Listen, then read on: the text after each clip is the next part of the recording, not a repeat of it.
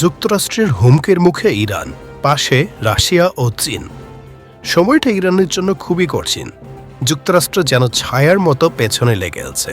হুমকি, নিষেধাজ্ঞা, সামরিক চাপ, সব দিক থেকে তেহরান এখন কোণঠাসা। তবে ঠিক এমন সময় দুই পরাশক্তি রাশিয়া ও চীন এসে দাঁড়িয়েছে ইরানের পাশে। তারা বলছে ইরানের পরমাণু কর্মসূচি বৈধ এবং শান্তিপূর্ণ। রাশিয়া বলছে আলোচনার মাধ্যমে সব সমস্যার সমাধান সম্ভব। চীন বলছে যুক্তরাষ্ট্রকে আগে রাজনৈতিক আন্তরিকতা দেখাতে হবে।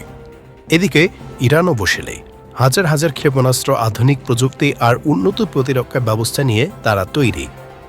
পরমাণু ইস্যুতে উত্তেজনার মধ্যেও আশার আলো। 12 এপ্রিল ওমানে যুক্তরাষ্ট্র ইরানের পরোক্ষ আলোচনা হয়েছে। উভয় পক্ষ জানিয়েছে পরিবেশ ছিল গঠনমূলক। তবে সাবধান বার্তা দিয়েছে ট্রাম্প, চুক্তি না হলে ইরানকে দিতে হবে চরম মূল্য। সবচেয়ে গুরুত্বপূর্ণ বিষয় হল এই দুঃসময়ে রাশিয়া ও চীন যেভাবে ইরানকে সমর্থন দিচ্ছে তা বদলে দিতে পারে গোটা ভূ রাজনৈতিক চিত্র।